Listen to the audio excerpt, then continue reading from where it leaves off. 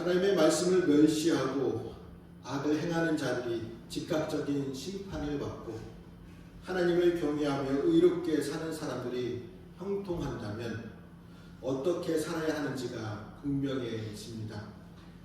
그러나 현실에는 악인이 잘되고 의인이 고난을 겪는 일이 많습니다. 이런 상황에서 공평과 정의의 길을 걸어가는 길이 쉽지 않습니다. 그렇기 때문에 우리에게는 믿음이 필요합니다. 하나님의 공의로운 성품을 향한 신뢰, 하나님이 약속하신 완전한 정의와 평화의 날을 기다리는 믿음이 반드시 필요합니다. 그 믿음이 불의하고 부조리한 현실을 견딜 힘을 주기 때문입니다. 예수 그리스도께서 재림하실 때가 바로 크고 두려운 여호와의 날입니다.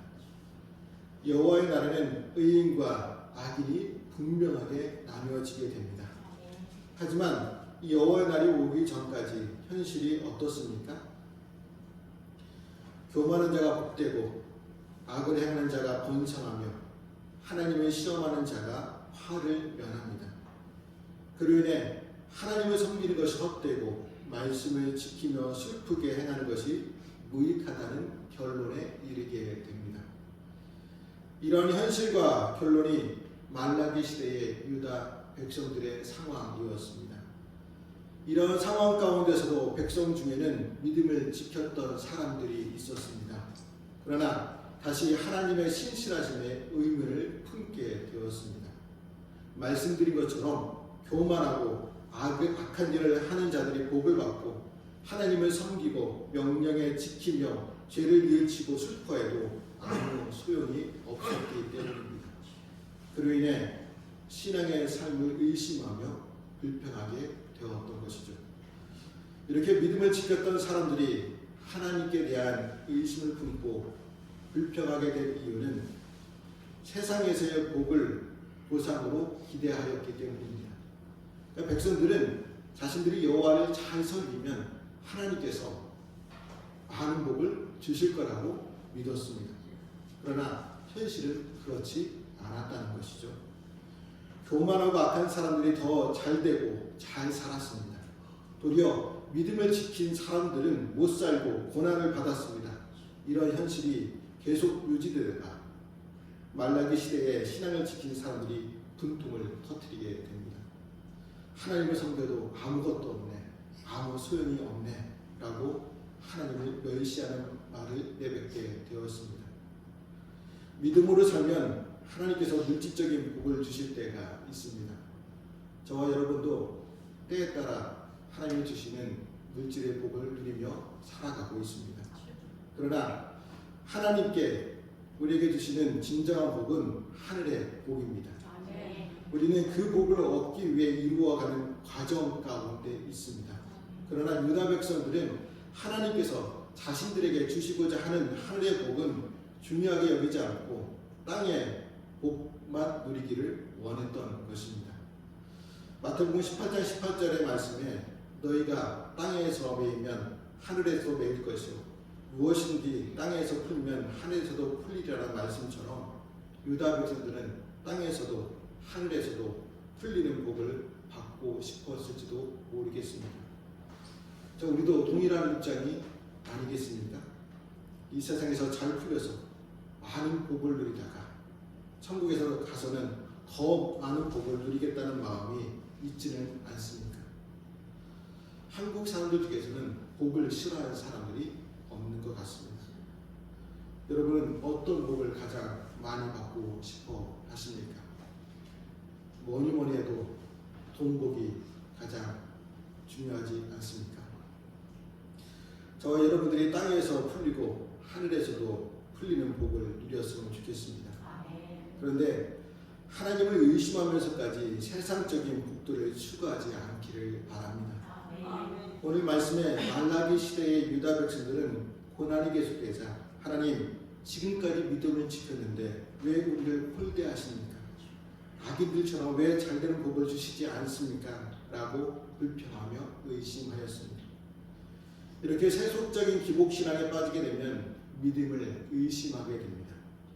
눈에 보이는 현실과 자기 형편에 의해 신앙이 좌지우지 됩니다. 오늘 우리는 세상적인 복을 많이 누리지 못한다 해도 하늘의 복이 있음을 반드시 믿어야 합니다. 그리고 크고 두려운 여호와의 날이 있음을 믿어야 합니다. 그래서 믿음을 끝까지 지켜야 합니다. 그로 인해 우리는 여호와 앞에 있는 기념책에 기록되는 성도가 되어야 합니다. 이 말라기 3장 16절 말씀을 화면을 보시면서 같이 읽어보겠습니다.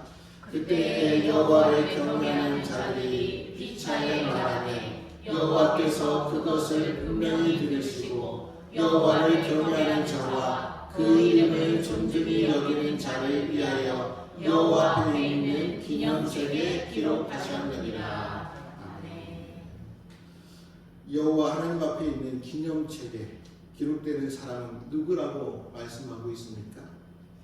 같은 현실 속에서도 여호와를 경외하고 여호와의 이름을 존중히 여기는 자입니다. 여기서 말하는 하나님 앞에 있는 기념책은 생명책을 말합니다. 그러니까 유다 백성들 가운데 하나님의 역사를 냉소적으로 비판하는 자들도 있었지만 그러니까 여호와를 경외하며 하나님의 이름을 존중히 하는 자들도 있었습니다. 그러니까 하나님의 이름을 존중히 하는 자들은 하나님께 충성하며 하나님의 구원하심에 대한 소망과 확신을 끝까지 가지고 살아가는 사람들입니다. 대다수의 백성들이 하나님을 불신하는 가운데서도 소수의 남은 사람들은 여호와 하나님을 경외하였습니다. 대다수 백성들이 하나님의 이름을 욕되게 할 때 그 이름을 존중하였습니다. 대다수가 하나님을 불신하는 가운데서 어떻게 신앙을 지킬 수 있었을까요? 여기서 우리는 피차예라는 말에 주목해야 합니다. 그러니까 대화라는 말 속에는 대화 상대가 있음을 전제로 합니다. 하지만 여기에 피차라는 말은 보다 중요한 의미가 있습니다. 그러니까 하나님을 경외하는 사람들이 서로 믿음의 교제를 나누었기 때문입니다. 그러니까 믿음을 지킨 소수의 백성들은 개인적인 노력만을 가지고 신앙을 지키려고 하지 않았습니다. 그들은 자기들과 같이 하나님을 경외하는 다른 성도들을 찾아 믿음의 교제를 나누었습니다. 그래서 서로 신앙의 대화를 통해 타락한 유다 가운데서도 믿음을 굳건히 지킬 수 있도록 서로 위로하고 격려하면서 믿음을 지켜 나갔습니다. 여러분, 남은 자들이 서로 믿음의 교제 없이 홀로 믿음을 지키려고 했다면 어떻게 되겠습니까? 아마도 대부분 거센 핍박과 유혹, 타락한 시대로 인해 신앙을 포기하였을지도 모릅니다. 하지만 그들은 믿음의 성도들을 찾아 신앙의 교제를 통해 서로의 신앙을 격려하고 위로해 주었습니다. 그래서 온 유다 백성들이 불신앙의 길을 달려가는 와중에도 믿음을 지킬 수 있었습니다. 여기서 우리는 타락한 세상에서 믿음의 교제가 얼마나 중요한지를 알게 됩니다. 믿음의 교제는 성도들이 타락한 세상에서 신앙을 굳게 지키는 데 있어서 중요하다는 사실입니다. 주일 예배에 참여하지만 다른 성도들과 믿음의 교제가 없는 성도들을 보면 믿음에 힘이 없는 것 같이 보이게 됩니다. 그러니까 믿음에 힘이 없으니까 세상 유혹에서도 쉽게 흔들립니다. 믿음은 하나님과 성도 개인의 문제이지만 굳게 세우기 위해서는 성도들 간의 믿음의 교제가 반드시 필요합니다. 물론 교회 상황마다 달라 교제하지 못하는 경우도 있습니다. 그러나 작은 교회라고 하더라도 교제할 수 있는 성도가 반드시 있다는 것이죠. 여러분이 신앙적인 대화가 잘 통하는 성도와 믿음의 교제를 하시기를 바랍니다. 히브리서 3장 13절 말씀을 같이 읽어보겠습니다. 오직 오늘이라 일컫는 동안에 내일 피차 권면하여 너희 중에 누구든지 죄의 유혹으로 완고하게 되지 않도록 하라. 피차 권면할 때 죄의 유혹을 이길 수 있다고 말씀해 주십니다. 우리가 살아가고 있는 현실은 우리의 믿음을 지키는데 너무도 힘겨운 곳입니다. 조금만 고개를 돌리고 세상을 보면 우리를 유혹하고 실족하게 하는 것들이 너무 많습니다. 이런 세상에서 우리가 믿음을 지켜 끝까지 남은 자로 남기 위해서는 성도들 간의 믿음의 교제가 있어야 합니다. 서로의 교제를 통해 믿음을 지키고 하나님의 생명책에 여러분의 이름이 기록되시기를 축복드립니다. 그렇다면 생명책에 기록될 만큼 하나님을 경외하는 성도들을 하나님께서는 어떻게 여겨 주실까요?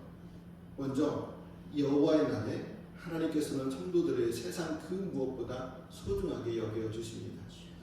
3장 17절 말씀도 같이 읽어보겠습니다. 만군의 여호와가 이르노라. 나는 내가 정한 날에 그들을 나의 특별한 수요로 삼을 것이요 또 사람이 자기를 섬기는 아들을 아낌같이 내가 그들을 아끼리니.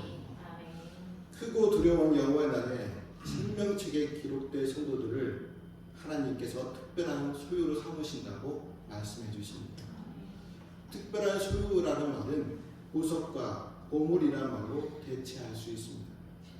하나님께서 자신을 경외하는 성도들을 얼마나 소중하게 여기시는지 잘 보여주고 있습니다. 여러분도 집에 있는 보석들을 소중하게 다루고 간직하고 있지는 않습니까? 흠집이 나지 않을까, 잃어버리지는 않을까 염려하며 아주 신중하게 다루고 잘 간수합니다. 만약 잃어버렸다면 온 집안을 샅샅이 뒤져서라도 찾아내려고 애씁니다. 왜요? 자신에게 아주 소중한 것이기 때문입니다. 예전 반지의 제왕이라는 영화에서 골룸이라는 인물이 나옵니다. 골룸은 절대 반지를 발견하면서부터 자신의 소중한 보물처럼 여기며 살아갔죠. 그런데 그 반지를 잃어버렸습니다. 그 소중한 절대 반지를 찾기 위해 위험도 무릅쓰고 마지막에는 반지를 자신 안에 움켜쥐었지만 그 반지와 함께 목숨까지 잃어버리게 됩니다. 골룸이 왜 그렇게까지 반지를 목숨보다 소중하게 여겼을까요? 자신의 전부라고 여겼기 때문입니다. 하나님도 마찬가지이십니다. 자신의 이름을 경외하는 성도들을 자신의 전부라고 여겨주십니다. 보물처럼 아껴주십니다. 이것은 여호와의 날에만 소중하게 여기시는 것이 아닙니다. 이 땅에 있을 때에도 보물처럼 아껴주십니다. 사람들이 가장 소중하게 여기는 것이 무엇일까요? 말씀드린 것처럼 다이아몬드와 같은 귀금속 아니면 은행에 쌓아둔 돈일 수 있습니다. 그러나 사람에게 가장 귀한 것은 무엇보다 자기 자녀들입니다. 자기 자녀는 누가 억만금을 준다 해도 절대 바꾸지 않습니다. 그런데 하나님은 자기 자녀와 바꾸셨습니다. 누구와 바꾸셨을까요? 바로 저와 여러분을 위해서 바꾸셨습니다.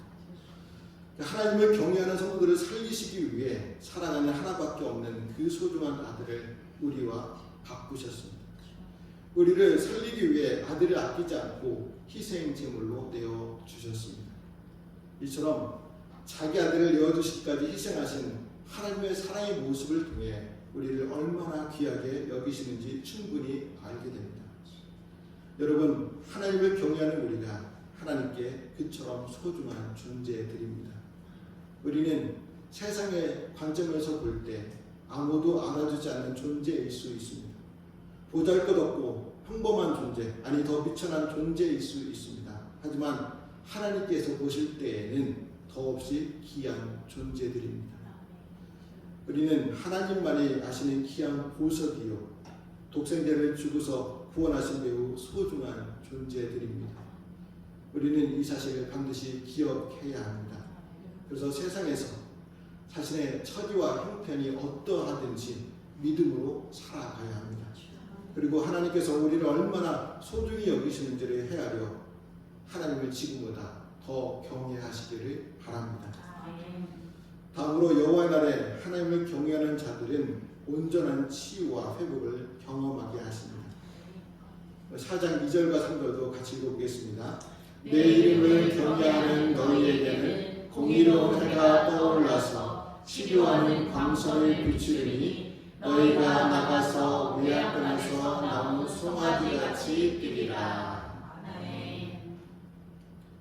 3절 말씀도 같이 읽어보겠습니다. 또 너희가 악인을 밟을 것이니 그들이 내가 정한 날에 너희 발바닥 밑에 재와 같으리라. 만군의 여호와의 말이니라. 아멘. 하나님은 자신을 경외하는 성도들에게 여호와의 날에 공의로운 해가 떠올라서 치료하는 광선을 비추는 날이 되게 하십니다. 심판의 날 의인들에게는 모두 부정적인 요소들이 제거되고 질병은 물론 인간의 최대 원수인 죽음까지도 사라지게 하십니다. 또한 그날에는 너희가 나가서 외양간에서 나온 송아지같이 뛰게 해주십니다. 그러니까 이는 심판의 날 참된 자유를 누리게 된다는 것이죠. 또 너희가 악인을 밟을 것이라고 하였습니다. 의인들이 심판의 날에 진정한 승리자가 된다는 말씀입니다. 이처럼 여호와의 날에 떠오르는 해가 어둠을 물리치듯이 생명의 빛이 되시는 하나님께서 죄와 사망과 압제와 불의의 세력들을 몰아내시고 상처받고 고통받는 백성을 구원하십니다. 아멘. 세상의 빛, 생명의 빛에 오신 예수 그리스도께서 온전한 치유와 구원 사역을 완성해 주십니다.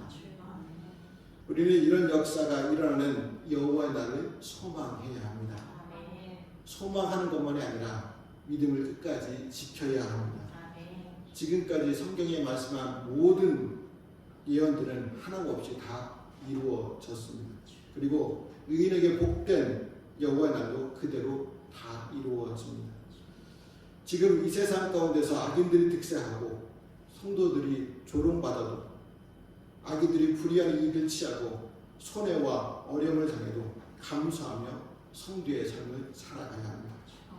우리가 이 세상에서 삶만 생각한다면 성도로서 믿음을 지키기 어렵습니다. 힘듭니다. 그런데 하나님의 여호와의 날은 반드시 오게 됩니다. 그래서 우리는 여호와를 경외하며 살아가야 합니다. 여호와의 날에 성도들을 영원히 구원하시는 하나님으로 인해 승리의 노래를 부르시기를 바랍니다. 그렇다면 크고 두려운 여호와의 날이 되면 교만한 자와 악한 자들은 어떻게 될까요? 4장 1절 말씀도 같이 읽어보겠습니다. 만군의 여호와가 이르노라. 보라, 용광로 불같은 날이 이르니 교만한 자와 악을 행하는 자는 다 지푸라기 같을 것이라. 그 이르는 날에 그들을 살라. 그 뿌리와 가지를 남기지 아니할 것이로되. 그러니까 용광로 불이 교만한 자와 악인을 지푸라기처럼 살라. 그 뿌리와 가지를 남기지 않을 것이라고 말씀해 주십니다. 그러니까 하나님의 심판날에 생명책에 기록되지 못한 교만한 자와 악한 자들을 용광로에 걸어서 들어가는 것이 아니라 던져 버리신다고 말씀해 주십니다. 그러니까 용광로 이미지는 요한계시록에 나온 불못과 같은 곳입니다. 그러니까 생명책에 기록되지 못한 교만한 자들과 악한 자들은 불못 곧 둘째 사망에 던져지게 됩니다. 말라기에 나타난 여호와의 심판이 요한계시록의 최후의 심판으로 성취됩니다. 용광로 불에 태워진다는 것은 영혼과 육체의 소멸이 아니라 하나님과 분리되어 영원한 고통을 받는 것을 의미합니다. 이러한 크고 두려운 심판을 당해도 왜 자신들이 이러한 심판을 당해야 하는지 고통을 토로해도 누구를 탓해도 아무 소용이 없습니다. 왜요? 모두 자신들의 탓이기 때문입니다. 그렇다고 해서 악인들에게는 기회가 없는 것도 아닙니다. 오늘 말씀을 보면 여호와의 날이 이르기 전에 선지자 엘리야가 와서 그들을 구원할 기회를 주신다고 말씀해 주십니다. 우리 4장 4절부터 6절 말씀을 함께 읽어보겠습니다. 너희는 내가 호렙에서 온 이스라엘을 위하여 내 종 모세에게 명령한 곧 율례와 법도를 기억하라. 보라, 여호와의 크고 두려운 날에 이르기 전에 내가 선지자 엘리야를 너에게 보내리니 그가 아버지의 마음을 자녀에게로 돌이키게 하고 자녀들의 마음을 그들의 아버지에게로 돌이키게 하리라. 돌이키지 아니하면 그럴건대 내가 와서 저주로 그 땅을 칠까 하노라 하시니라. 하나님께서는 크고 두려운 날이 임하기 전에 엘리야를 보내 아버지의 마음을 자녀에게로 돌이키게 하고, 그러니까 자녀들의 마음을 아버지에게로 돌이키게 할 것이라고 말씀해 주십니다. 그러니까 하나님께서는 구약의 마지막 성경 말라기서를 통하여 구약을 마감하면서 여호와의 날을 잘 대비하는 방법을 가르쳐 주고 있습니다. 첫째는 모세에게 명한 율법을 기억하는 것이고, 둘째는 엘리야 사역에 동참하는 것입니다. 그러니까 모세가 율법의 대표자라면 엘리야는 선지자의 대표입니다. 그러니까 모세와 엘리야는 구약의 대표이며 구약의 모든 말씀의 상징입니다. 그러니까 구약 성경을 마무리하면서 공의로운 해로 비유된 그리스도의 오심과 여호와의 날에 대하여 예언하면서 모세에게 명한 율법을 기억하며 엘리야의 사역에 순종할 것을 말씀해 주고 있습니다. 그러니까 모세에게 명한 율법을 기억하는 것은 율법을 통해 자신이 죄인임을 깨달으라는 것입니다. 율법은 사람들로 하여금 자신들이 죄인이라는 사실을 깨닫게 해줍니다. 또한 아무리 애를 써서 하나님의 말씀을 온전히 지킬 수 없음을 알고 구원자가 필요하다는 것을 느끼게 해줍니다. 그리고 엘리야를 보내신다는 것은 화해의 시대를 여신다는 것입니다. 하나님께서는 여호와의 날이 이르기 전에 선지자 엘리야를 먼저 보내 화해의 시대를 여십니다. 심판을 잠시 보류하시고 사람들이 하나님께로 돌아오는 기회의 시간을 주십니다. 그때 사람들이 자신들이 죄인임을 깨닫고 돌아올 때 구원받게 하십니다.